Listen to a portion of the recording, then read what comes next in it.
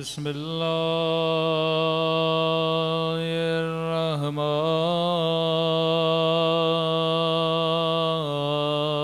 الرحمن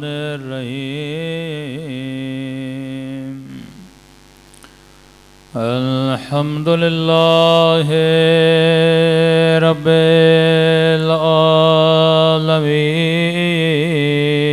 العالمين الحمد لله كما هو أهله الصلاة والسلام على سيد المرسلين وخاتم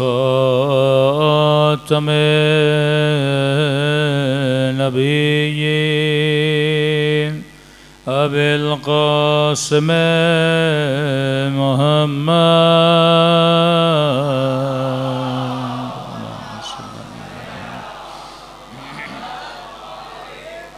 وعلى آله الطيبين الطاهرين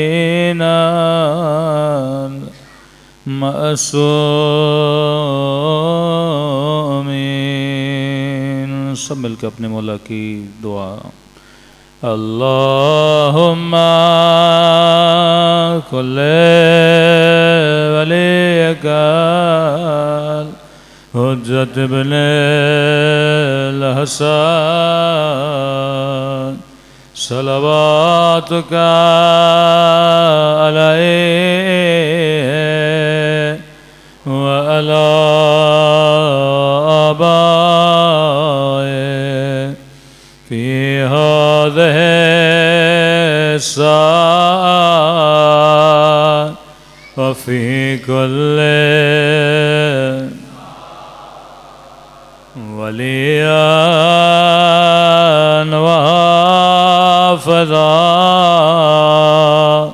وقائدا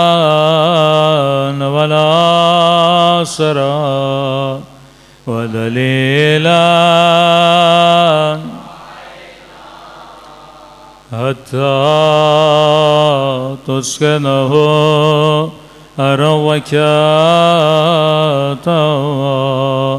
وتمتعه فيها طويلا برحمتك يا أرحم الراحمين صلوات پڑھے محمد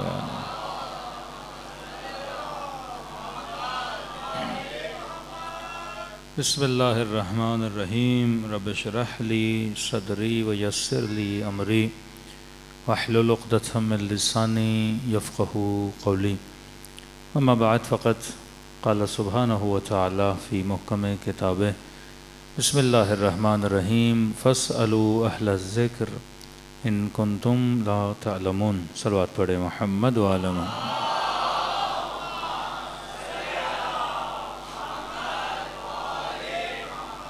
دعا ہے پروردگار عالم ہم سب کی عبادتوں کو اپنی بارگاہ میں قبول فرمائے اور جو مقصد زندگی مقصد حیات لے کر ان مجلسوں میں آتے ہیں خدا ان مقاصد میں بھی ہم سب کو کامیابیاں کامرانیاں نصیب فرما دیں روایات معصوم میں ملتا ہے کہ خدا بندے کے عمل کو نہیں دیکھتا عمل کرنے والے کی نیت کو دیکھتا ہے ہو سکتا ہے کہ عمل بہت بھاری ہو لیکن نیت شاید بہت چھوٹی ہو تو اس نیت کے حساب سے انسان کے عمل کی جزا دی جاتی ہے ہو سکتا ہے کہ عمل بہت چھوٹا ہو پر نیت بہت بڑی ہو تو اللہ اس بڑی نیت کی خاطر اس چھوٹے عمل کو کئیوں کے بڑے عملوں پر بھاری قرار دے دیتا ہے مثلا رسول خدا ایک جگہ سے گزر رہے تھے اپنے اصحاب کے ساتھ تو ہوتا یہ تھا کہ جب سفر کرتے تھے تو اقامت گاہیں ہوتی تھیں کہ فلاں جگہ پہ رکنا ہے، وہاں پہ پانی بھی ہے، استراحت کرنی ہے، پھر آگے بڑھنا ہے۔ سفر رکا، سارے اصحاب، کوئی نہر کے کنارے کو کہیں پہ لیٹنے چلا گیا۔ اب سواریاں کیا تھیں ان کی؟ گھوڑے، اونٹ، خچر۔ تو ایک صحابی نے دیکھا کہ ہر بندہ اپنی سواری کو چھوڑ کے ایسے آگے بڑھ رہا ہے، تو اس نے کیا کیا، زمین میں ایک کیلا لگایا اور ان کے اونٹوں کی، گھوڑوں کی رسیوں کو اس کیلے سے باندھا۔ آیا رسول خدا کے پاس کہ یا رسول اللہ، آج میں نے ایک بہت اچھا عمل کیا ہے۔ نبی نے فرمایا کیا کیا یا رسول اللہ؟ میں نے سوچا ان کے حیوان ادھر ادھر نہ ہو جائیں، لہٰذا میں نے ان کے حیوانوں کی جو اونٹوں کی رسیاں ہیں وہ میں نے لوہے کے ساتھ باندھی تاکہ کسی بندے کو اپنے حیوان کو ڈھونڈنے میں تکلیف نہ ہو۔ رسول نے فرمایا اللہ تجھے جزائے خیر دے، تو نے بہترین عمل انجام دیا۔ کہتے ہیں کئی ہفتوں کے بعد کوئی اور قافلہ یہاں سے گزرا رسول کے ساتھ، اور اتفاق سے اسی راستے سے گزرا، اور نبی کا کوئی دوسرا صحابی تھا وہ بھی گزر رہا تھا، اس کا پاؤں اس کیلے میں لگا، اسے چونٹ آئی۔ اس نے سوچا کہ مجھے چونٹ آئی ہے، پیچھے سے اور بھی آ رہے ہیں، کہیں ان کو نہ بھی آئے۔ اس نے وہ کیلا نکالا، اکھاڑ کے کہیں پھینک دیا۔ پھر آیا رسول کے پاس، یا رسول اللہ آج میں نے بہت اچھا کام کیا ہے۔ نبی نے فرمایا کیا کیا ہے؟ یا رسول اللہ زمین میں کیلا لگا تھا، میرا پاؤں سے ٹکرایا، اس خوف سے کہ کسی اور کا پاؤں نہ ٹکرائے میں نے اسے نکال کے کیا کر دیا، پھینک دیا۔ نبی نے فرمایا تو نے بہترین عمل انجام دیا ہے۔ تو اللہ یہ نہیں دیکھتا کیلا لگایا کس نے ہے، نکالا کس نے ہے، اللہ عمل کرنے والے کی نیت کو دیکھتا ہے۔ ایک ہی عمل ہوگا جو ایک دوسرے کے مخالف ہے، ایک بندہ اینٹ رکھ رہا ہے، دوسرا بندہ اینٹ اکھاڑ رہا ہے، واللہ یہ دیکھتا ہے کہ اس کی نیت کیا ہے۔ حضرت موسیٰ کا واقعہ سنتے ہیں نا کہ دیوار کو بناتے ہیں، کبھی گراتے ہیں، کبھی کشتی کو سوراخ کر دیتے ہیں، تو وہاں پہ کیا دکھایا جا رہا ہے؟ نیت کو بتایا جا رہا ہے۔ تو ہو سکتا ہے کوئی نماز پڑھ رہا ہو تاکہ مسجد میں آؤں، چار لوگ بولیں کہ یہ محلے کا بہت بڑا نمازی ہے، اس نیت سے وہ ڈیلی آئے، نماز پڑھے کہ لوگ کیا بولیں، نمازی ہے۔ ہو سکتا ہے کسی کے ماتھے پہ کثرت سجدے سے نشان بنے، ہو سکتا ہے کسی کے ماتھے پہ شاید نشان اس لیے بنے کہ تاکہ وہ لوگوں کو دکھائے کہ میں بہت بڑا نمازی ہوں۔ ہمیں جج کرنے کی کسی کو اجازت نہیں ہے، یہ اللہ ہے جو بندوں کی نیتوں کو دیکھنا ہے۔ مجھے یہ بولا کہ جسے دیکھو حسن ظن کرو۔ اب یہ نہیں کہ آپ نماز نہیں پڑھتے، اگلا بندہ روز آ رہا اسے بولو تم تو دکھاوے کے لیے آتے ہو، تو میں تو گھر میں چھپ کے پڑھتا ہوں، ایسا بھی نہیں ہے۔ آپ نے حسن ظن کرنا ہے، نیکیوں کو بڑھانا ہے، لیکن فرمایا اب اللہ کی دربار میں جو عبادت کر رہے ہو نیت کیا ہے؟ قربتاً اللہ، کہ خدا نماز پڑھتا ہوں قربتاً اللہ تاکہ تیرے قریب ہو جاؤں، روزہ رکھتا ہوں تاکہ تیرے قریب ہو جاؤں، حج پہ جاتا ہوں تاکہ تیرے قریب ہو جاؤں، مجلس میں آتا ہوں تاکہ تیرے قریب ہو جاؤں، ماتم کرتا ہوں تاکہ تیرے قریب ہو جاؤں۔ اب یہ سب کرنے کے بعد میں بندوں کے قریب ہو جاؤں پر رب کے قریب نہ جاؤں تو پھر عبادت کا تو کوئی فائدہ نہ بنا۔ ہر چیز کی فلسفی ہے اسلام، جب تک فلسفی کو نہیں سمجھو گے، ہاں اگر وداؤٹ فلسفی آپ کوئی کام کر رہے ہیں تو یہ بت پرستی ہے۔ اگر میں ڈیلی نماز پڑھوں لیکن اس کے فلسفے کو نہ سمجھوں تو میرے بیچ میں اور ایک بت پرست کے بیچ میں کوئی فرق نہیں ہے۔ ایسے تھے جو نمازیں پڑھ رہے تھے، اگلے دن امام حسین کے گلے پہ چھری چلا رہے تھے۔ ان نمازوں کا فائدہ کیا؟ روزے رکھ رہے ہیں لیکن فرزند رسول کو قتل کیا جا رہا ہے لیکن مدد کے لیے نہیں جا رہے۔ تو جب تک فلسفے کا پتہ نہ لگے، اگر آپ ورشپ اور عبادت کرتے ہیں، محنت کرتے ہیں، بھائی کیا ہندو کم محنت کرتے ہیں کہ کم زحمت کرتے ہیں؟ کیا وہ کم چڑھاوے چڑھاتے ہیں؟ کیا آپ کہیں کہ مولانا ہم نے اتنے بکرے حج پہ ذبح کرا دیے، نظر و نیاز میں اتنی قربانیاں دے دیں؟ بھائی ہندوؤں کو بھی جا کے دیکھو وہ کتنے چڑھاوے، کتنی قربانیاں اپنے مذہب و مکتب کے لیے دیتے ہیں۔ ہر بندہ خرچ کرتا ہے اپنے عقیدے پہ، اپنے مذہب پہ، لیکن خدا اجر کسے دیتا ہے؟ کہ جو عمل مجھے کس کے قریب کرے؟ خدا کے قریب کرے، جو عمل اللہ کے قریب مجھے لے جائے۔ تو کربلا ہمیں کس سے ملاتی ہے؟ خدا سے ملاتی ہے۔ یا امام حسین کی زیارت پڑھی، نیچے معصوم فرماتے اب جا 2 رکعت نماز زیارت پڑھ. مطلب یہاں ذریعہ امام حسین کو دیکھا، فوراً کہ 2 رکعت نماز زیارت حسین پڑھو. اے خدا تیرا شکر ہے کہ تو نے در حسین پہ بلایا.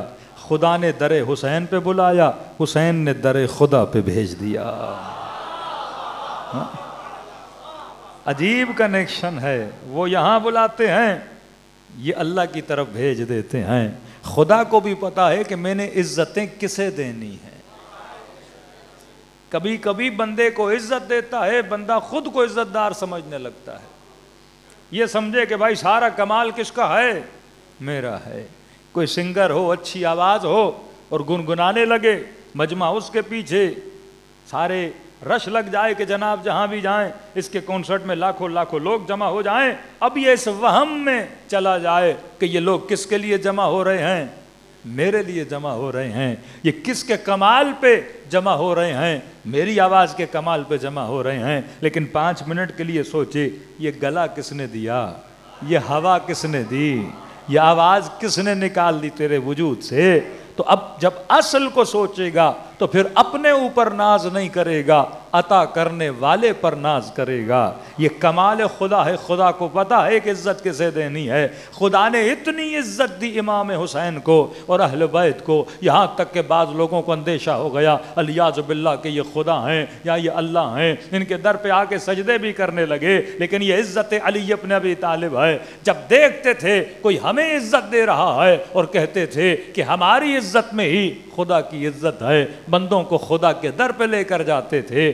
دنیا حسین کے در پہ جاتی ہے، حسین انہیں خدا کے در پہ لے کر جاتے ہیں. کہ یہ سمجھو ہمیں عزت کون دے رہا ہے؟ اللہ دے رہا ہے. اذکرونی اذکرکم، اگر مجھے یاد کرو گے میں تمہیں یاد کروں گا. حسین نے کربلا میں نوک نیزہ پر بھی اللہ کو یاد کیا. آج ہر مومن کی زباں پہ حسین کی یاد بسی ہوئی ہے. یہی تو کمال کائنات ہے. فرمایا اپنے وجود میں کہیں گم نہ ہو جانا کہ یہ آواز میرا کمال ہے. آئینے میں دیکھو کہو میں اتنا حسین ہوں، دنیا میرے حسن کے پیچھے پاگل ہے. تو فرمایا 5 منٹ کے لیے سوچو تو حسین ہے، اس میں تیرا کتنا کمال ہے. بھائی تھوڑا بہت فیئر اینڈ لولی کا کمال ہو تو وہ کریم کا کمال ہے. لیکن تیرا کمال کیا ہے؟ کہ تیری آنکھیں آج ایسی ہیں تو اس میں تیرا کمال کیا ہے؟ تیرے بال اچھے ہیں تو اس میں تیرا کمال کیا ہے؟ تیری چمڑی اچھی ہے تو اس میں تیرا کمال کیا ہے؟ یہ کمال کس کا ہے؟ پروردگار عالم کا ہے. تبھی میرے چوتھے امام فرماتے ہیں تعجب ہے اس بشر پہ جو جب درختوں کو دیکھتا ہے تو درخت کی تعریف کرتا ہے، جو جب پرندوں کو دیکھتا ہے تو پرندوں کی تعریف کرتا ہے، جب سمندروں کے حیوانات کو دیکھتا ہے تو ان کی تعریفیں کرتا ہے.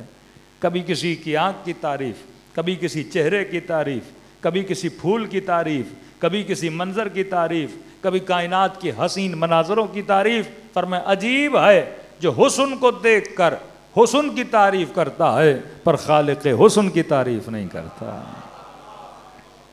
یہ کمال اہل بیت ہے کہ دنیا حسن تک پہنچی، اہل بیت آپ کو خالق حسن تک لے کے جاتے ہیں.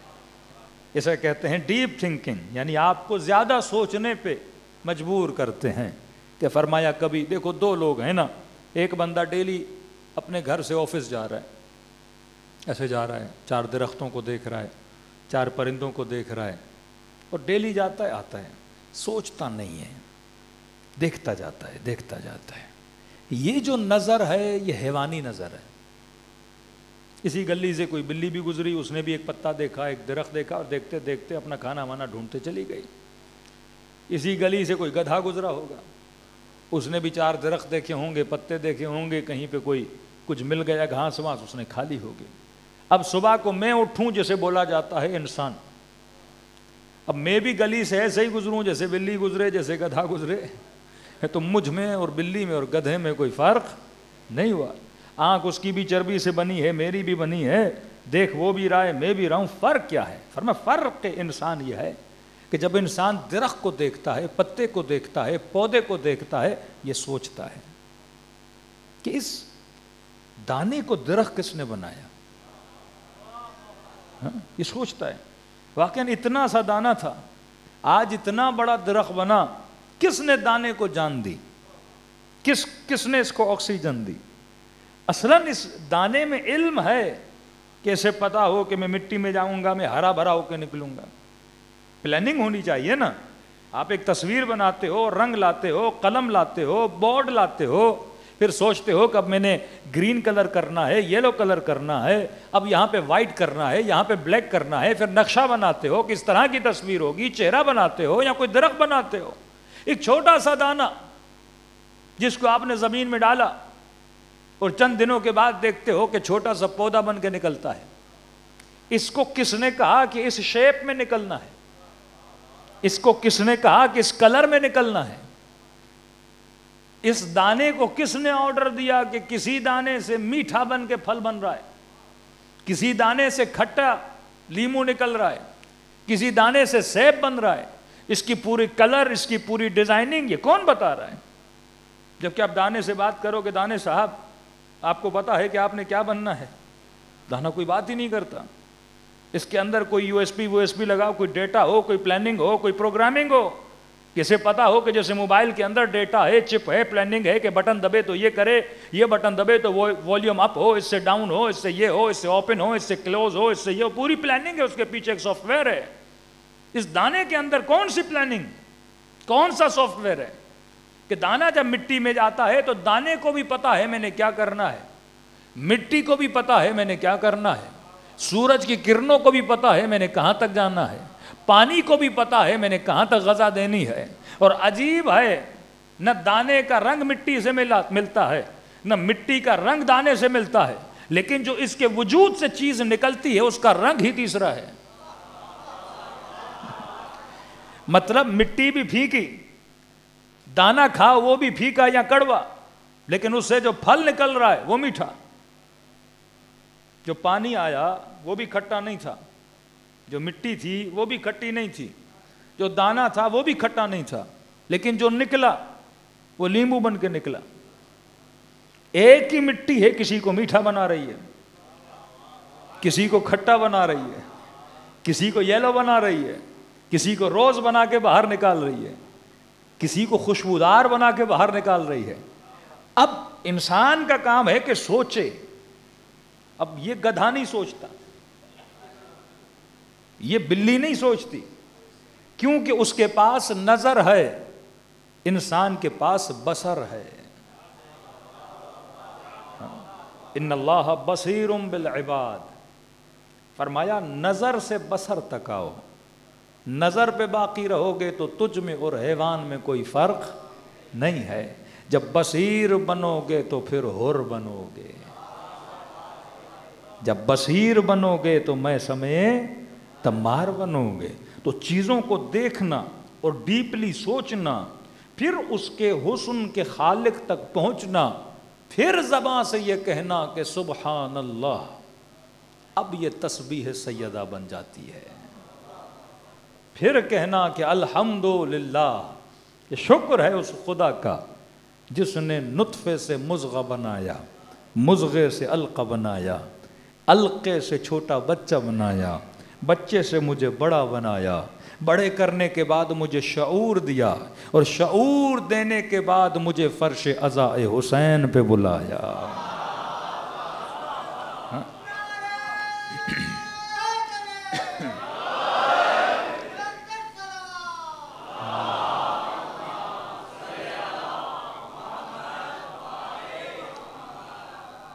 تو انسان صاحب بصر بنے، نہ کہ صاحب نظر بنے۔ نظر سب کے پاس ہے، مطلب کوئی ڈیفرنس پیدا کرے۔ یہ وہ نگاہ تھی جو اصحاب معصوم کی نگاہ تھی، جو ظاہر تک رکے۔ کوئی شمر بنا، ابن سعد بنا، یزید بنا، کیونکہ یہ ظاہر پہ رکے۔ جس نے ظاہر کے پردوں کو چاک کیا، باطن تک گئے، تو پھر جا کے حبیب بنا، پھر جا کے زہیر بنا، پھر جا کے مسلم ابن اوسجا بنا۔ تو فرمایا نگاہوں کی دید کو بلند کرو۔ دیکھو کوئی شیعہ ہے، کوئی سنی ہے، کوئی بریلوی ہے، کوئی اہل حدیث ہے۔ شیعہ بندہ کب بنتا ہے؟ جب سوچتا ہے۔ بغیر سوچے کوئی شیعہ نہیں بن سکتا۔ بغیر سوچے کوئی شیعہ یا سوچے گا تو شیعہ بنے گا.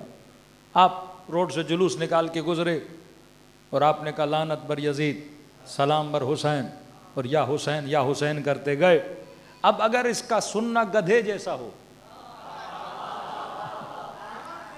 اگر سماعت گدھے والی ہو، بلی والی ہو، حیوان والی ہو، چڑیا والی ہو، تو جیسے آپ جلوس میں حسین کرتے گئے تو گلی میں کئی بلیاں بھی گھومتی ہیں، روڈوں پہ کئی گدھے بھی چلتے ہیں، کہیں پہ کوئی بکری بندھی ہوئی ہوتی ہے، وہ بھی تو سن رہی ہے نا کہ آپ کہہ رہے یزید پہ لعنت، حسین پہ سلام اور یا حسین کرتے گئے. اب اگر اس گدھے کی طرح کوئی سن کے چلا جائے، اس بلی کی طرح سن کے چلا جائے، تو اس پہ تو فرق نہیں پڑنے والا نا، کیونکہ وہ صرف سنے گا اور چلا جائے گا جس طرح گدھے نے سنا. لیکن اگر سن کے سوچے کہ یہ حسین کون تھا، یہ یزید کون تھا، یہ کس حسین کے لیے گریہ کر رہے ہیں، کس کا نواسا، رسول کا نواسا، پھر پوچھے گا کس نے شہید کیا، یہ احتجاج کیسا، یہ 1400 سال کے بعد بھی آج بھی ہو رہا ہے کہ کوئی حسین تھا جسے شہید کر دیا گیا، مظلوم سے، پیاسے تھے، بے کفن تھے، تو 5 منٹ سوچے گا کہ اگر میرا بھائی بھی مر جائے تو اس پڑوس سے لوگ کفن لے کر آ جاتے ہیں، میرا بھائی بھی مر جائے محلے والے جمع ہو جاتے ہیں تعزیت دینے کے لیے کہ جناب کوئی کام تو نہیں، قبر کا بندوبست ہو گیا، کوئی پریشانی تو نہیں. اگر مسجد کا مولوی بھی مر جائے تو سارے جماعتی کھڑے ہو جاتے ہیں، کبھی مولانا تھا، دین پڑھایا، قرآن سکھایا، تلاوت سکھائی، نماز پڑھائی، مکرم ہے، اس کے جنازے میں شریک ہو جاؤ، لاؤڈوں پہ اعلان ہوتے ہیں. تو سوچے گا یہ نبی کا نواسا بے کفن، مطلب کفن نہیں ملا، ساتھ میں کوفہ، ہزاروں کا مجمع کوفے میں، کوئی کفن دینے والا نہیں، عام سا مفتی اور مولوی کا جنازہ اٹھے، اتنے کاندھے دینے والے کا کیا مطلب، لاشا پڑا رہا، کوئی کاندھا دینے والا نہیں، کوئی دفنانے والا نہیں. تو یہ سوچے گا تو پھر در حسین پہ آئے گا، پھر پوچھے گا کس نے اتنا ظلم کیا، پتہ چلے گا کوئی یزید تھا. پوچھے گا نا یہ کس گود میں پلا تھا،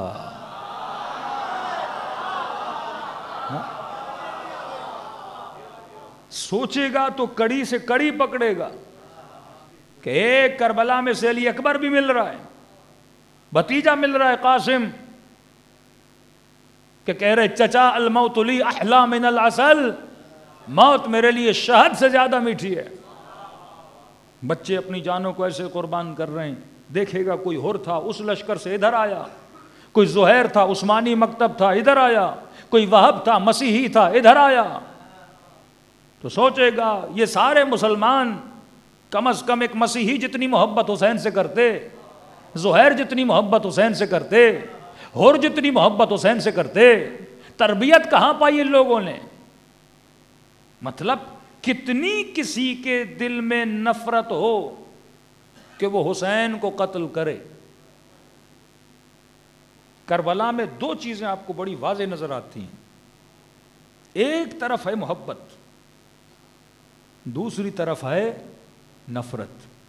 سائیکلوجی میں لوگوں نے مختلف نظریے دیے، کوئی کہتا ہے نفرت میں بہت طاقت ہے، کوئی کہتا ہے محبت میں بہت طاقت ہے. اب یہ ایک اختلافی بحث ہے کہ نفرت بہت نظر آتی ہے، محبت خود کو اتنا دکھاتی نہیں ہے. ایک لشکر حسین کا جس میں صرف آپ کو محبت نظر آئے گی، نفرت نہیں نظر آئے گی آپ کو لشکر امام حسین میں. مطلب آج جتنا ایک شیعہ کی زبان سے شمر کے لیے نفرت نظر آتی ہے، ابن سعد کے لیے نفرت نظر آتی ہے، کربلا کو جب پڑھو گے وہ نفرت نظر نہیں آئے گی آپ کو. 2 خطبے امام حسین دے رہے ہیں ابن سعد کو سدھارنے کے لیے، بالکل وجود حسین میں آپ کو نفرت نہیں ملتی.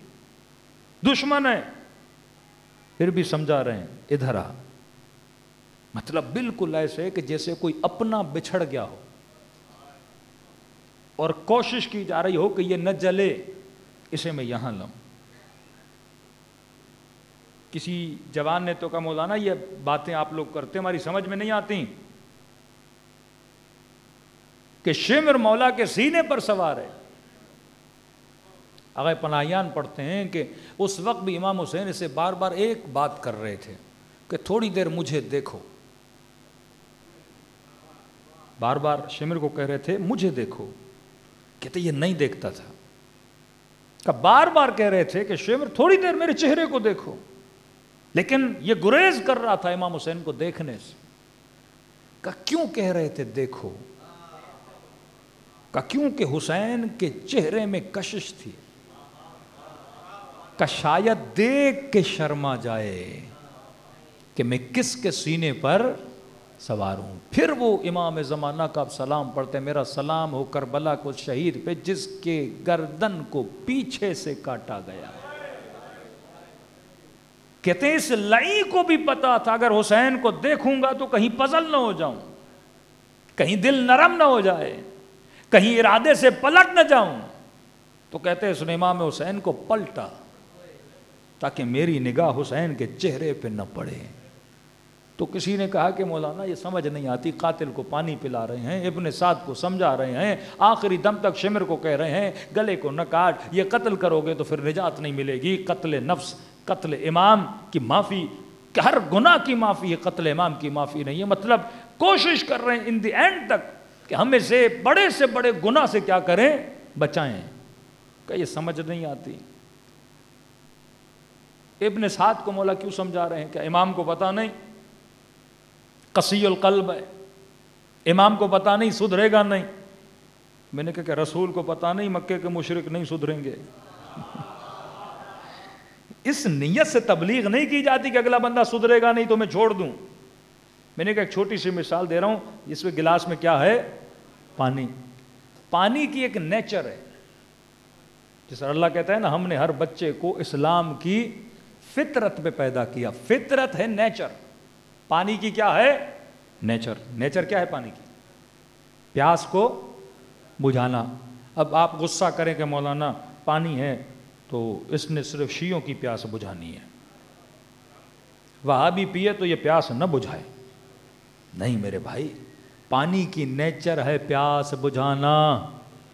حبیب بھی پیے گا تو پیاس بجھائے گا، یزید بھی پیے گا تو پیاس بجھائے گا، شمر بھی پیے گا تو پیاس بجھائے گا، حر بھی پیے گا تو پیاس بجھائے گا۔ آپ پانی کو نہیں کہہ سکتے کہ اپنی نیچر کو بدلو۔ پانی کی نیچر ہے پیاس کو بجھانا، امام کی نیچر ہے ہدایت دینا۔ امام کی فطرت میں ہدایت دینا۔ امام اپنی فطرت کو نہیں بدلتا، چاہے سامنے یزید ہو کوئی بھی ہو، ان کا کام ہے کیا کرنا؟ ہدایت دینا، لوگوں کی اصلاح کرنا۔ یہ نیچر آف امام ہے۔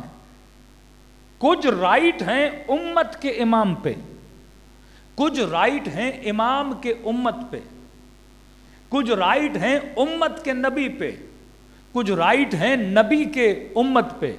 دیکھو جب آپ کمٹمنٹ کرتے ہو نا، مثلا نکاح کرتا ہے کوئی، یہاں تو اکثر جوان ہیں بے نکاحے لگ رہے ہیں، مجھے دعا کرے اللہ ان سب کو نکاح میں مبتلا کرے۔ تو جب آپ نکاح کرتے ہیں تو وہ ہوتی ہے کمٹمنٹ۔ جیسے نکاح ہوا ایک دوسرے پہ رائٹ بنے، مرد کا عورت پہ ایک رائٹ ہے، عورت کا مرد پہ رائٹ بنا۔ آپ کہیں پہ جاب جاتے ہو، ایک ایگریمنٹ لکھتے ہو کہ جناب اب میں نے آپ کی کمپنی کو جوائن کیا، کمپنی کے کچھ رائٹ ہیں، آپ کے کچھ رائٹ ہیں کمپنی پر، وہ سیلری دے گی، اس کے بدلے میں آپ کیا کرو گے؟ کام کرو گے۔ مرد کا رائٹ ہے کہ وہ عورت کے لیے کما کے گھر میں لائے، اچھی زندگی بنائے، نفقہ۔ عورت کا رائٹ ہے کہ مرد کی کیا کرے؟ خدمت کرے، محبت دے اسے۔ اسی طرح اولاد کا رائٹ ماں باپ پر، ماں باپ کا رائٹ ہے اولاد پر، مختلف رائٹ بنائے۔ اب سوال ہے امام کا رائٹ آپ پر، آپ کا رائٹ امام پر۔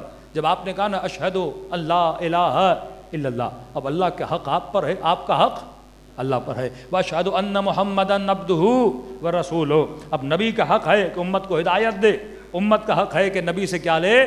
ہدایت لے۔ جب آپ نے کہا نا اشہد ان امیر المؤمنین علی ولی اللہ. اب ولایت کا جب اقرار کیا تو ایک رائٹ امام کا ہے, ایک رائٹ امت کا ہے. امت کا رائٹ کیا ہے کہ یہ ڈیوٹی آف امام ہے. امام جب کسی کو ہدایت دیتا ہے وہ احسان نہیں کرتا, وہ اپنی ڈیوٹی کو پورا کر رہا ہے. کیونکہ امام کو کائنات میں بھیجا ہی اس لیے گیا تاکہ وہ کیا کرے, ڈیوٹی دے. 900 سال حضرت نوح نے اپنی قوم پہ تبلیغ کی, اور جب تھک گئے تو کہا کہ خدا اب ان کو سزا ہی دے. بار بار کہہ رہے تھے, اللہ دعا کو قبول نہیں کر رہا تھا. ایک مرتبہ اللہ نے جبرائیل کو بشری لباس میں بھیجا جناب نوح کے پاس. دیکھو نبی کا کام ہے ہدایت دینا. ایک ٹیچر جب اسکول میں آتا ہے, آپ اس کو سیلری دیتے ہو, اس کا کام کیا بچوں کو پڑھانا, وہ احسان نہیں کر رہا. اس کا کام ہے کہ بچوں کو پڑھائے. بچوں کا کام ہے کہ ٹیچر کی کیا کریں, اطاعت کریں. ہر بندے کا اپنا ایک حق ہے. کہتے حضرت جبرائیل آئے اور حضرت نوح کا کام تھا وہ کوزے بناتے تھے, مٹکے بناتے تھے. جبرائیل لباس بشر میں کتنے کا مٹکا, مثلاً کہا 5 روپے کا ایک, خریدا. خریدنے کے بعد اس نے توڑا. کہا دوسرا مٹکا دو, کتنے کا, کہا 5 روپے کا. پھر خریدا, دوسرا توڑا. مطلب پیسے دیتے گئے, مٹکے خریدتے گئے, خریدنے کے بعد توڑتے گئے. حضرت نوح دیکھنے لگے کہ یہ عجیب آدمی ہے, خریدتا بھی ہے توڑتا بھی ہے. اور کہا کہ اے بندہ خدا, جب مٹکا گھر نہیں لے جانا تو توڑ کیوں رہے ہو؟ تو کہا کہ اے کوزے گر, تمہارا کیا جائے, میں نے خرید لیا, میرا مال ہے, آگ لگاؤں. جس طرح عیاش امیر کہتے ہیں نا, بھائی نہیں کرو, کہتے میرا مال ہے, آگ لگا دوں, تیرا کیا جائے. تو کہہ رہا میرا مال ہے, میں نے کوزہ خریدا, پیسے تمہیں دے دیے, میری مرضی سے توڑوں یا رکھوں. حضرت انہوں نے کہا بات تو صحیح کر رہے ہو, خرید لیا, تیرا ہو گیا, لیکن کہ دیکھو بنایا تو میں نے, میرے سامنے نہیں توڑو. خرید تو لیا لیکن میں نے بڑی محنت کر کے اسے بنایا ہے. اب میرے سامنے توڑ رہے ہو تو مجھے کیا ہو رہا ہے, دکھ ہو رہا ہے.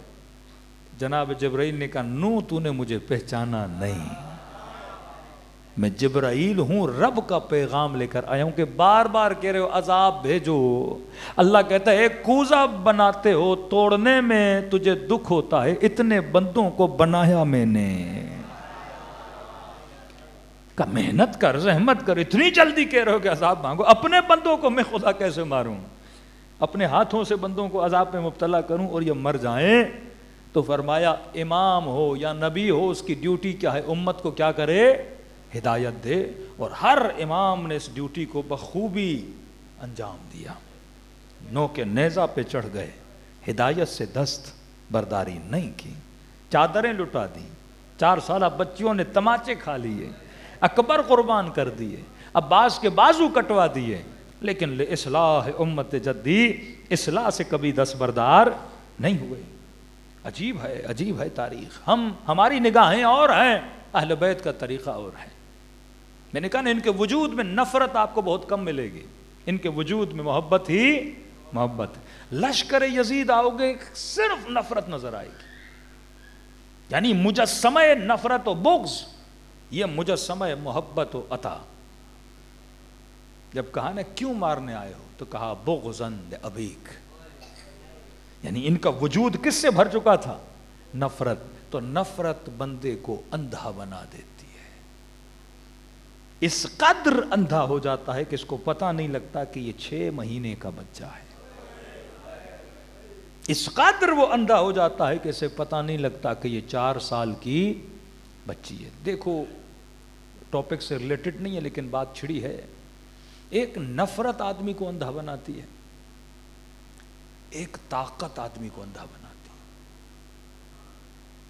ایک نفرت, ایک طاقت. طاقت بندے کو فرعون بنا دیتی ہے, کیونکہ بدترین نشہ اہل بیت فرماتے ہیں طاقت کا نشہ ہے. کیونکہ جب بندے کے پاس قدرت و طاقت و پاور آتا ہے نا, تو اس کے اندر ایک احساس پیدا ہوتا ہے گویا میں خدا ہوں. جو طاقتور لوگ ہیں, جو لوگوں کے جان مال عزت ناموس جن کے ہاتھوں میں آ جائے، جیسے بادشاہ ہوتے ہیں، حکمران ہوتے ہیں، ڈکٹیٹرز ہوتے ہیں، جب طاقت کے نشے میں آتے ہیں اور اس نشے کی پھر لذت ایسی ہے کہ یہ سب کو مارنا چاہتا ہے۔ یزید کے اندر دونوں تھے، بغض بھی تھا، نفرت بھی تھی، اور طاقت کا نشہ بھی تھا۔ جب یہ طاقت کی کرسی پہ ہوتا ہے، اسے پتا ہوتا ہے کہ میں غلط کر رہا ہوں، لیکن اس طاقت کو انجوائے کرتا ہے۔ کیوں؟ کیونکہ طاقت کا نشہ انسان کو متکبر بناتا ہے۔ اللہ کے 99 ناموں میں سے اللہ کا ایک نام ہے متکبر۔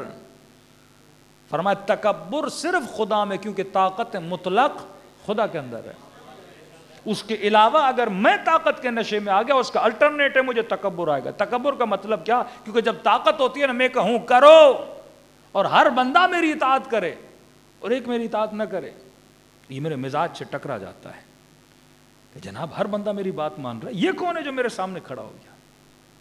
تو جب طاقتوروں کے سامنے موسیٰ کھڑا ہو جاتا ہے،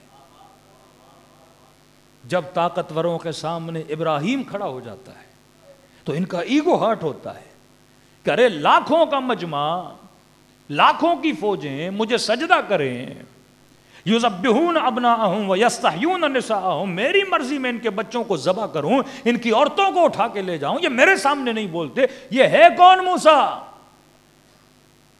اور خدا بھی جب طاقت کا نشہ توڑتا ہے تو موسیٰ کو فرعون کے گھر میں بھیجا،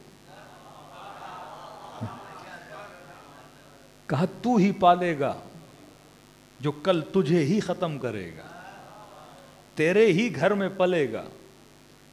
مطلب پوری دنیا مانے پر آسیہ اس کی مخالف ہو گئی۔ یہ تماچا ہوتا ہے کسی طاقتور کے چہرے پر۔ آپ ذرا اپنے ملک کی ہسٹری پڑھا کریں جوان، کتنے ڈکٹیٹر ہمارے یہاں گزرے ہیں۔ مثلا جنرل مشرف آپ دیکھیں، یہی ابھی باجوہ گزرا ہے، ان کو دیکھیں آپ۔ جب طاقت کا نشہ ہوتا ہے تو انسان میں فرونیت ہوتی ہے۔ ایک جنرل صاحب تھے، اس کی ہم بک پڑھ رہے تھے، بڑے اچھی باتیں اس نے اس میں لکھی، عبرت ہے۔ انسان شخصیات کو پڑھے، تاریخ کو پڑھے۔ دیکھو تاریخ سے اگر عبرت نہیں تو تاریخ کا کوئی فائدہ نہیں ہے۔ یا ڈیلی میں آپ کو کربلا سناؤں، شہادت مولا سناؤں، یزید کا ظلم سناؤں، لیکن آپ سن کے رو کے گھر چلے جائیں لیکن اس سے عبرت نہ لیں تو پھر تاریخ کے ذکر کا کوئی فائدہ نہیں ہے۔ اس طرح قرآن قصوں سے بھرا ہوا ہے، ناول سے بھرا ہوا ہے، پھر ایسے ہے جیسے آپ نے ڈرامہ دیکھا گھنٹے کا، پھر جا کے سو گئے۔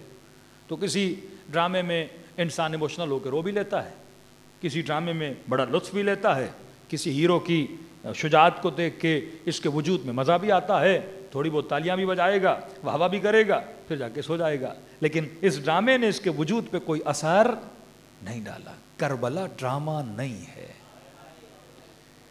کربلا وجود کو بیدار کرنے کی عبرت گاہ ہے کہ دیکھو کیا کیا امام حسین نے، کہ آج دنیا حسین حسین کر رہی۔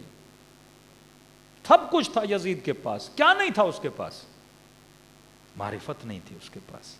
طاقت ہے، پیسہ ہے، سب کچھ ہے، اگر چاہتا تو جنتی بن سکتا ہے۔ خود اپنے ہاتھوں سے خود کو کس میں ڈال رہا ہے؟ ہلاکت میں ڈال رہا ہے۔ امام دعوت دے رہے ہیں، ابن سعد ادھر آ جا، جنت کی ضمانت دے رہا ہوں، نہیں آ رہا۔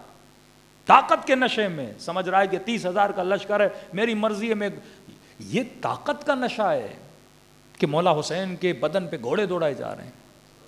یہ طاقت کا نشہ ہے، مطلب کوئی خوف نہیں رہتا جب طاقت کے نشے میں انسان آتا ہے، فرعون بن جاتا ہے۔ نہ اللہ کا خوف، نہ نبی کا خوف، نہ لوگوں کا خوف کہ بھائی کوفے والے کیا بولیں گے، امت کیا بولے گی، مدینے والے کیا بولیں گے کہ قتل کر دیا، لاشوں پہ گھوڑے کیوں دوڑا رہے ہو، قتل کر دیا، سروں کو کاٹ کے بازاروں میں کیوں گھما رہے ہو، قتل کر دیا، ماؤں بہنوں کے سروں سے چادریں کیوں چھین رہے ہو۔ اتنی تو انسان میں، لیکن یہ اندھا ہو جاتا ہے انسان جب فرعون بن جاتا ہے۔ تو یہ جنرل صاحب کہہ رہے تھے کہ قبلہ کہہ رہے اس وقت میری کہہ رہے سیلری تھی 1,00,000 روپیہ۔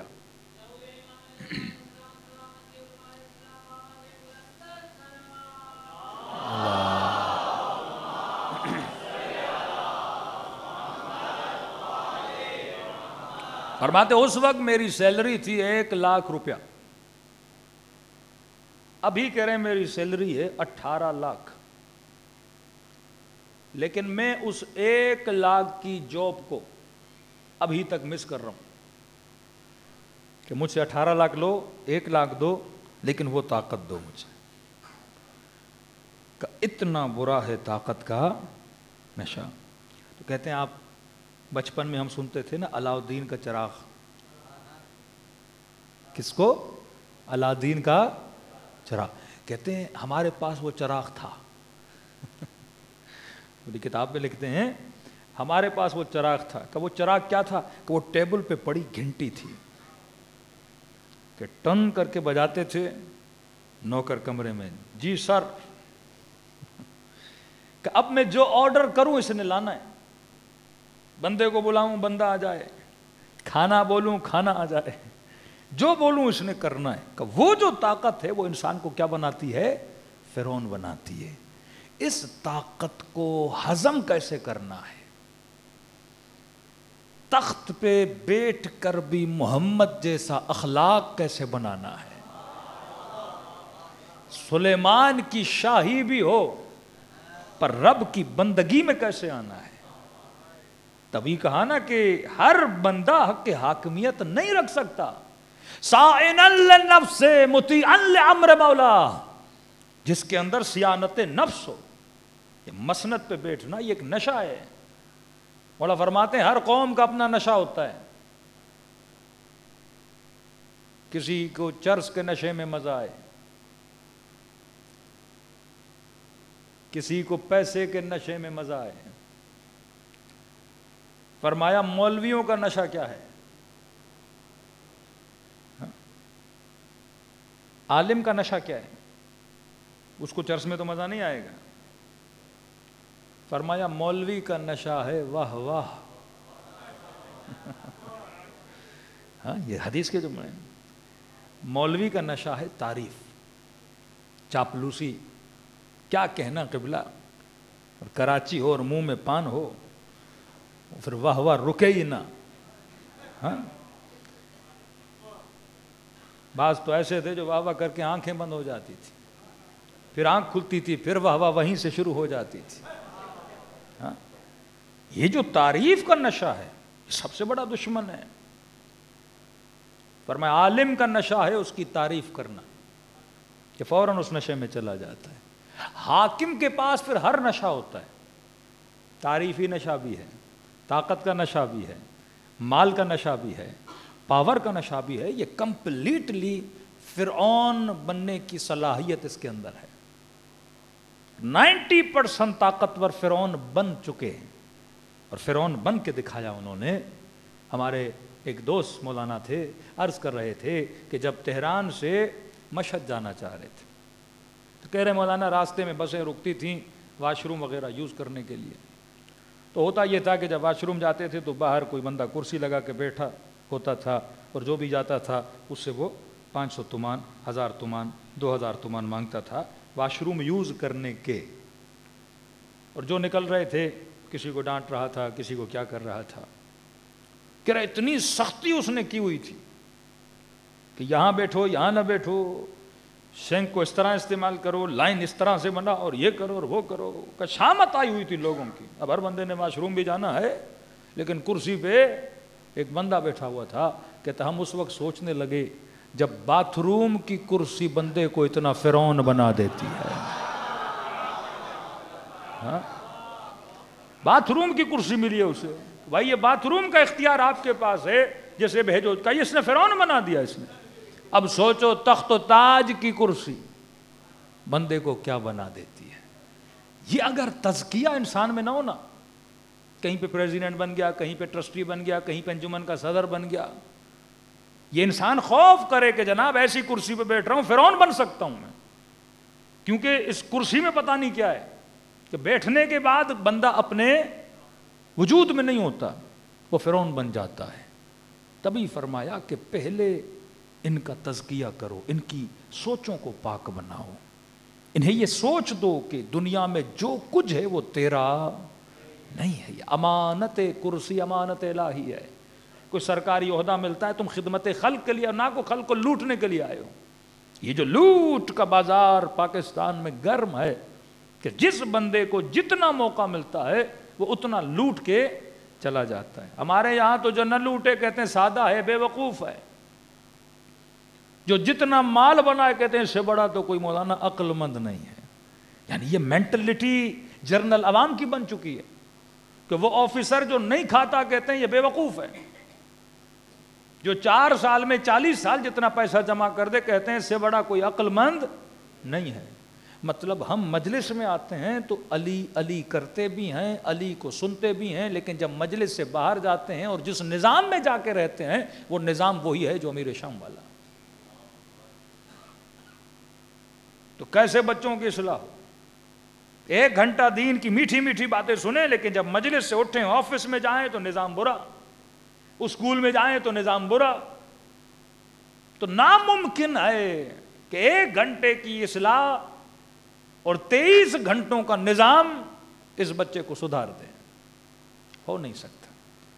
یہاں پہ امام حسین نے فرمایا مثلی لا یبایع مثل یزید کا نہیں. جو نظام چلانے والے ہیں اگر وہ کرپٹ ہوں گے تو وہ زیادہ افیکٹو ہوں گے, ایک مولوی سے زیادہ افیکٹو ہوں گے, ایک ممبری سے زیادہ افیکٹو ہوں گے, کیونکہ آپ اس نظام کے اندر کیا کر رہے ہو, زندگی گزار رہے ہو.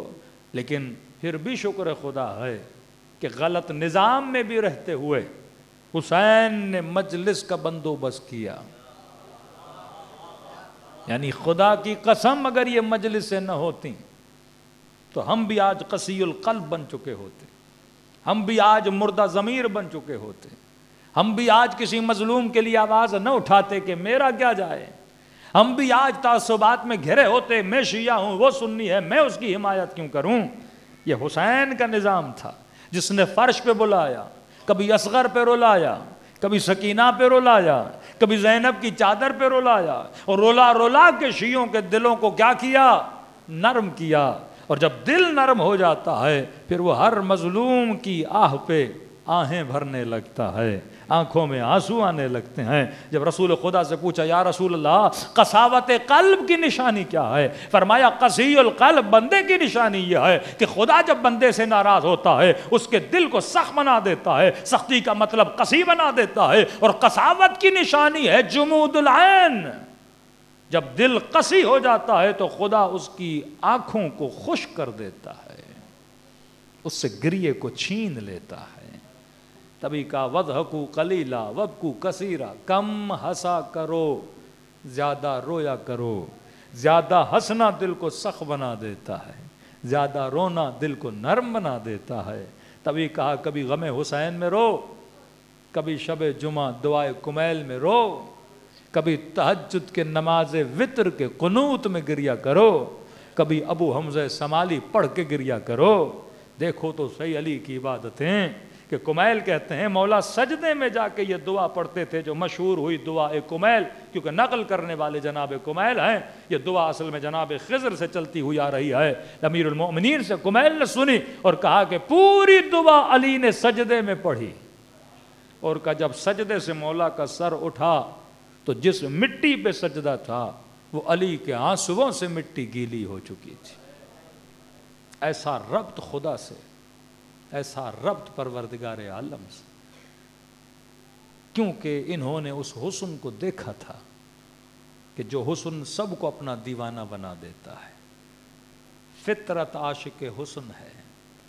دنیا کا کوئی حسن آپ کی فطرت کو مطمئن نہیں کر سکتا. دلیل یہ ہے کہ آپ آج بولو گے مولانا کوئی خوبصورت شہر ہے, میں کہوں گا کشمیر جاؤ, دیکھ کے آؤ گے پھر کہو گے مولانا اس سے بھی کوئی خوبصورت جگہ ہے, مثلا کہوں گا بلتستان چلے جاؤ, اس سے بھی خوبصورت ہے وزیرستان چلے جاؤ, اس سے بھی خوبصورت ہے کوئی کہے گا ترکی چلے جاؤ, کوئی کہے گا سوئٹزرلینڈ چلے جاؤ. پوری دنیا گھوم گھوم گھوم کے پھر بھی کہو گے اس سے زیادہ بھی کوئی خوبصورت ہے. وجود کو کوئی حسن مطمئن نہیں کرتا. کس کا حسن ہے جو میرے وجود کی بھوک کو مٹائے, کا وہ حسن لامحدود ہے, اور لامحدود ایک ہی ہے, اور وہ قل هو اللہ احد ہے. اور نعرہ کب لگا؟ جب سر پہ ضربت پڑی تو کہا فزتو برب الکعبہ، رب کعبہ کی قسم علی آج کامیاب ہوا۔ یزیدی سپاہی کہتا ہے میں نے حسین کو ہر شہید کے جنازے پہ آتے ہوئے دیکھا، کیفیتیں دیکھی۔ اکبر کے لاشے پہ آئے تو کہا کہ پہچان نہیں سکا، گویا سر کے بال سفید ہو گئے، آنکھوں کے سامنے اندھیری آ گئی، کہ ایسے چل رہے تھے جیسے بچہ اپنے گھٹنوں پہ چلتا ہے، کہ بہت رو رہے تھے۔ پھر اسی حسین کو میں نے قاسم کے لاش کو اٹھاتے ہوئے دیکھا۔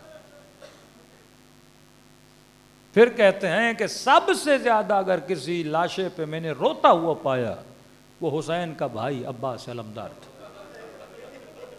عربی زبان بڑی فصیح و بلیغ ہے، ہر جگہ پہ اس نے بولا کہ بکل حسین، حسین روئے، بکا مطلب روئے، بکا، بکائین رونے والے، ہر جگہ پہ کہا بکل حسین، حسین روئے، حسین روئے، حسین روئے۔ لیکن کہتا جب عباس پہ آئے نا تو یہ نہیں کہتا بکل حسین، کہتا صرخ الحسین، حسین نے چیخنا شروع کیا۔ کہتا اتنی بلند آواز میں چیخے کہ لشکر یزیدیوں نے ہل ہلا کرنا شروع کیا۔ جب یہ خوش ہوتے تھے نا تو اپنے پاؤں کو زمین پہ مارتے تھے۔ کہتے ہل ہلا کر کے یہ قہقہے لگانے لگے کہ ہم نے حسین کی چیخیں نکال دی ابھی۔ تو اس وقت حضرت عباس کو کہا کہ عباس اٹھو تو صحیح، دیکھو کہ تیرے بھائی کا مذاق اڑا رہے ہیں، دیکھو یہ تیرے بھائی پہ ہنس رہے ہیں۔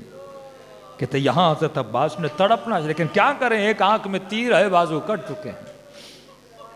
لیکن عجیب ہے، لکھنے والا لکھتا ہے کہ جب گودی قتل گاہ میں کہتا میں نے حسین کو دیکھا، اب مطلب بھائی گیا، بیٹے گئے، بھتیجے گئے، اصغر گئے، سب کچھ لٹا چکے حسین۔ کہتے اب جب میں نے حسین کو دیکھا تو یہ نہیں لگا یہ وہی حسین ہے جس نے بھائی کے بازو اٹھائے، اکبر کا لاشا اٹھایا، قاسم کے ٹکڑے اٹھائے۔ کہا اتنی خوشی حسین کے چہرے پہ کہ گویا کوئی مطمئن بندہ ہو جسے کچھ بھی نہیں ہوا، ایسا اطمینان کا چہرہ جیسے حسین نے کچھ کھویا ہی نہیں ہے۔ علماء سے پوچھتے ہیں یہ اطمینان کیسا تھا امام حسین کے چہرے پہ؟ کہا کہ یہ رب کے دیدار کا اطمینان تھا، کہ جب کہا نا اے خدا مجھ سے راضی ہو گئے، یہ دیدار ہر مصیبت کو ٹھنڈا کر دیتا ہے۔ پھر اللہ کی آواز آئی یا ایہۃ النفس المطمئن، اے مطمئن نفس ارجعی الی ربک راضیۃ مرضیہ، اے حسین تیرا رب تجھ سے راضی ہوا۔ یہ پہلی مرتبہ ہے کہ رب کہہ رہا ہے اے حسین تیرا رب تجھ سے راضی ہوا، تو بھی اپنے رب سے راضی ہو جا۔ بہترین عشق ہے عشق خدا، بہترین دیدار ہے دیدار خدا۔ پوری رات رب سے راز و نیاز میں گزری، زندان شام ہے، آدھی رات کو اٹھ کے وضو کرتی ہیں، جب نماز پڑھتی ہیں تو بیٹھ کے ادا کرتی ہیں۔ مولا سجاد نے پوچھا پھوپھی اماں کوئی تکلیف ہے؟ تو فرمایا سجاد میرے لال زندان میں کھانا بہت کم آتا ہے، میں زینب سارا کھانا بچوں میں تقسیم کر دیتی ہوں، اب زینب کے بدن میں طاقت نہ رہی کہ وہ کھڑے ہو کے نماز پڑھیں۔ عجیب ہے، رسول خدا فرماتے ہیں میں جب جب تھک جاتا تھا تو مصلی عبادت پہ آتا تھا تو گویا ایک خوشی مجھے ملتی تھی۔ یہ خوشی کون سی ہے؟ ہماری والی خوشی نہیں کوئی قہقہا لگائے، الیاذ باللہ، اہل بیت کی خوشی وہ نہیں، یہ خوشی تسکین قلب کی خوشی ہے کہ ہم نے اپنے نبی کے سینے پہ کیا نازل کیا؟ سکون نازل کیا۔ کہتے ہیں جب وداع کر رہے تھے نا امام حسین سیدہ زینب سے،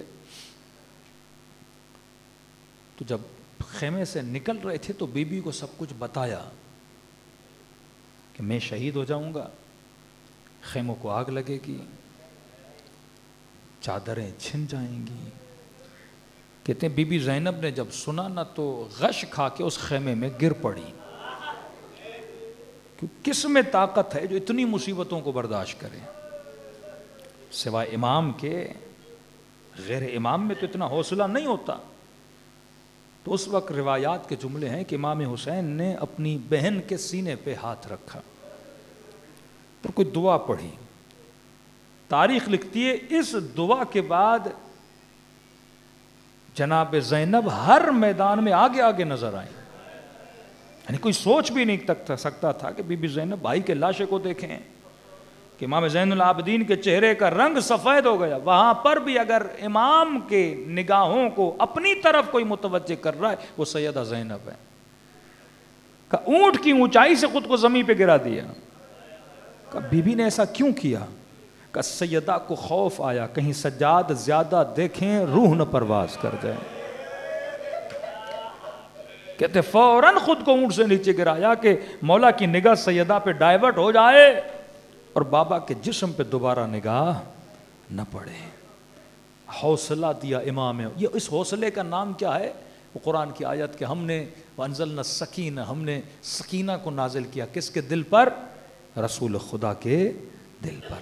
کہ جب کثرت سے کوئی بندہ عبادت کرتا ہے خدا اسی سکون کو مومن کے دل پہ، اس سکون کی جھلک کو نازل کرتا ہے. کہ آپ جمع بیٹے کا لاشا اٹھاؤ، آپ اپنے ہاتھوں میں علی اصغر جیسے بچے کے گلے پہ تیر لگتا ہوا دیکھو. حوصلہ چاہیے میرے عزیز. فرمائیے یہ کون سا حوصلہ ہے کہ گودی قتل گاہ میں پھر بھی حسین مطمئن نظر آتے ہیں. یہ وہ سکون ہے جو خدا اولیاء کے دلوں پہ نازل کرتا ہے. اور یہ سکون کہاں سے ملتا ہے؟ یہ ملاقات و دیدار خدا سے ملتا ہے. کہ رضن برضا و تسلیما لامرہ لا معبود سواک یا غیاث المستغیثین.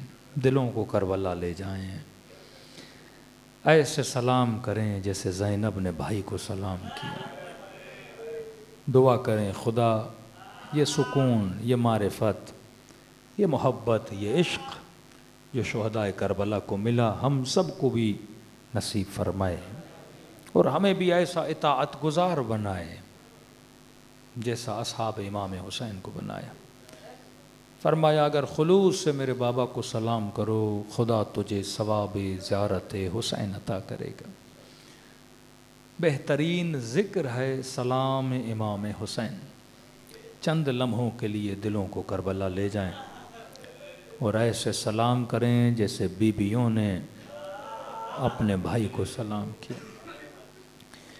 السلام علی الحسین وعلی علی ابن الحسین وعلی اولاد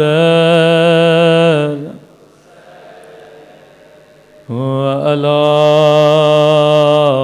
اصحاب سب مل کے السلام علی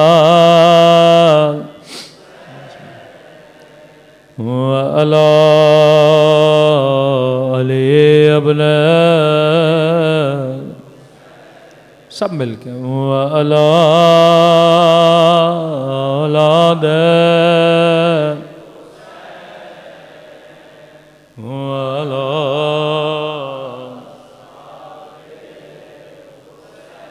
بلند آواز سے السلام علی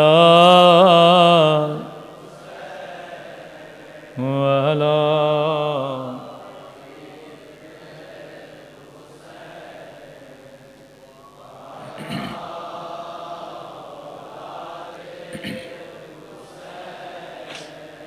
وعلی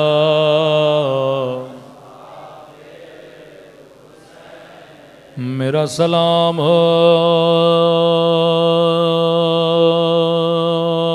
بچپن میں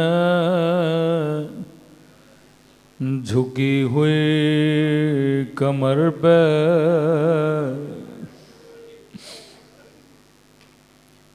میرا سلام ہو زخمی کانوں پہ میرا سلام ہو ننھے سے رخساروں پہ جن کا رنگ تماچوں نے بدل دیا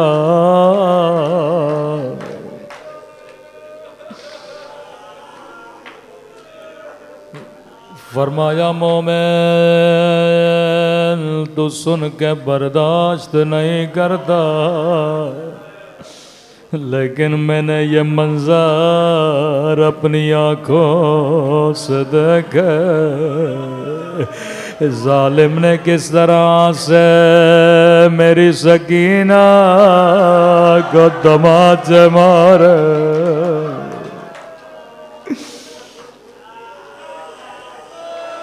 میں ہمیشہ دعا کرتا ہوں خدا کسی بچی کو بچپن میں یتیم نہ بنائے خدا کسی بچی کو بابا کا جنازہ نہ دکھائے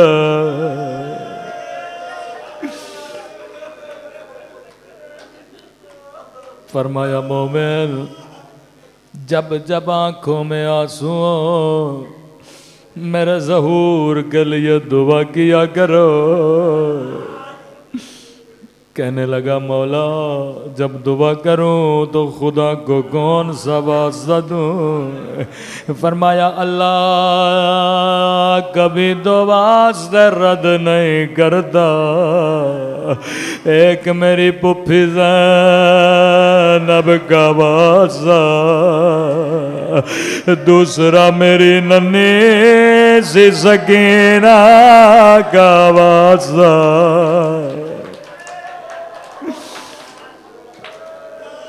اللہ آپ کو ننھی سی قبر سکینہ کی زیارت کرائے صاحب کتاب مفاتیح الجنان شیخ عباس قمی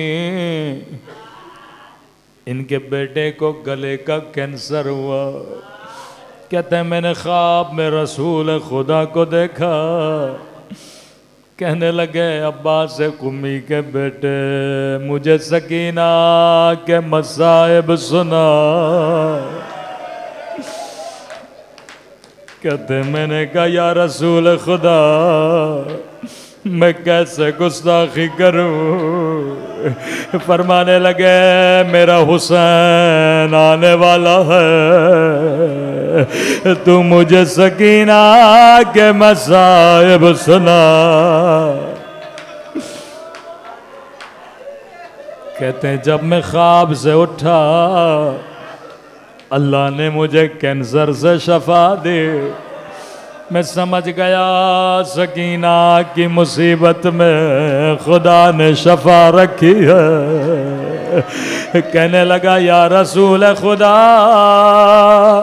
میں زیادہ تو نہیں پڑھوں گا بس ایک جملہ لیکن معاف کریے گا کہنے لگا جب بچی کی گودی میں بابا کا کٹا ہوا سر آیا سر کو سینے سے لگایا کہنے لگی میرے غریب الوطن بابا میرے 3 دن کے پیاس بابا بابا ذرا آنکھیں کھولو ذرا میرے رخسار دیکھو بابا تیری سکینہ کا رخسار چھوٹا تھا لیکن شمر کا ہاتھ بڑا تھا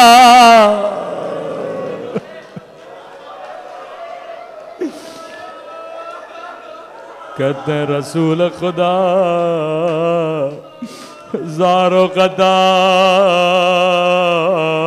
رونے لگے. میں تبھی دعا کرتا ہوں خدا کسی بچے کو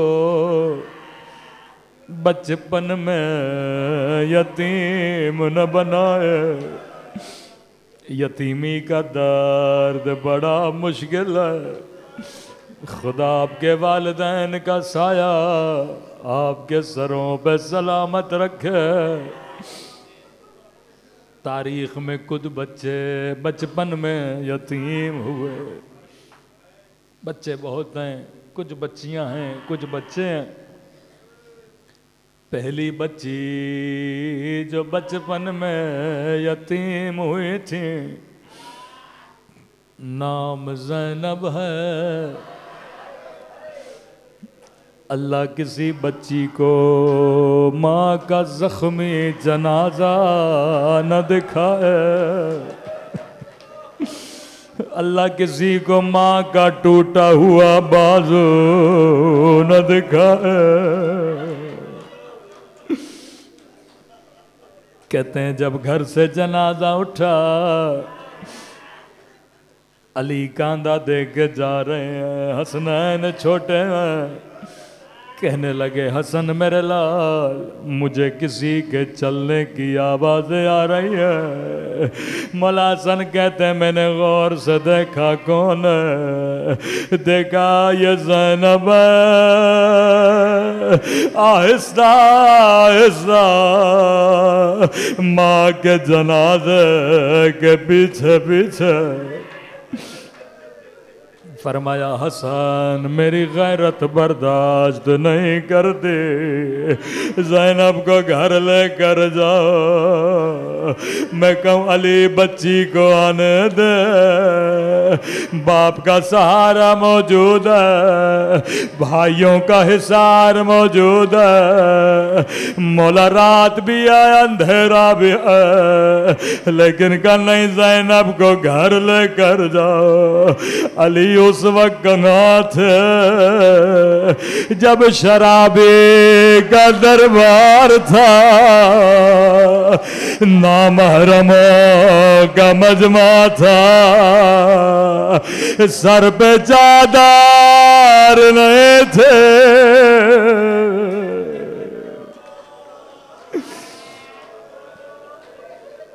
پہلی بچیاں جو بچپن میں یتیم ہوئی ہے. دوسرا بچہ جو بچپن میں یتیم ہوا وہ حسن کا یتیم قاسم ہے. جب جگر کے ٹکڑے تشت میں باہر آئے مولا کو سانس لینے میں بھی تکلیف تھی. قاسم سینے سے لپٹ گئے. زینب نے کہا قاسم سینے سے ہٹ جا, بابا کو بڑی تکلیف ہے. مولا حسن نے کہا زینب میرے بچے کو نہ ہٹاؤ, مجھ سے قاسم کا رونا دیکھا نہیں جاتا.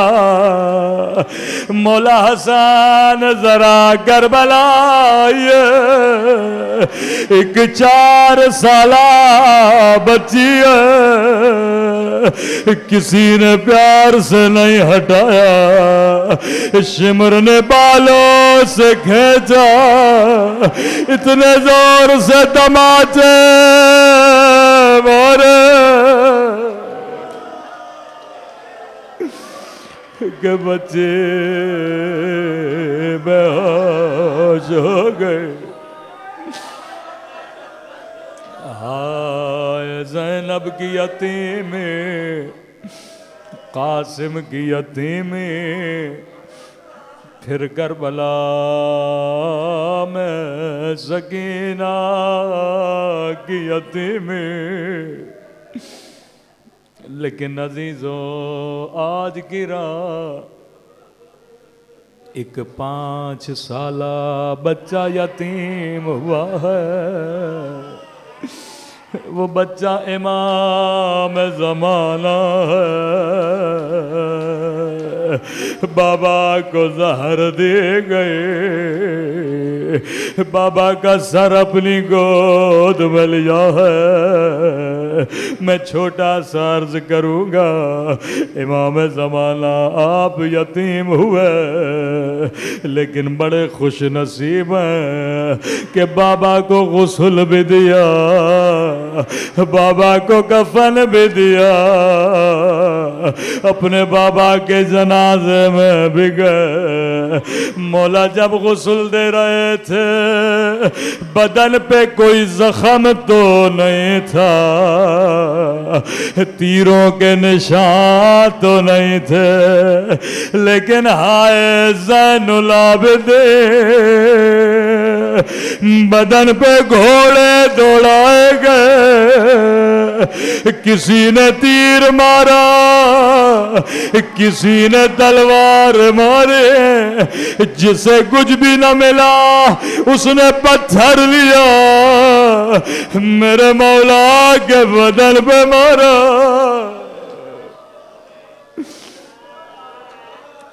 مولا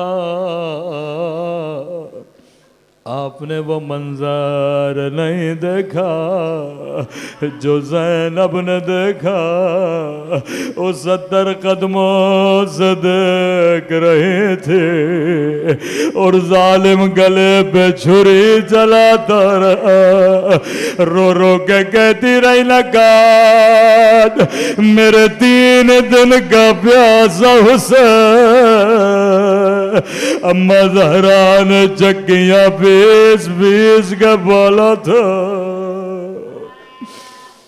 اللہ لعنت اللہ علی القوم الظالمین، ماتم حسین۔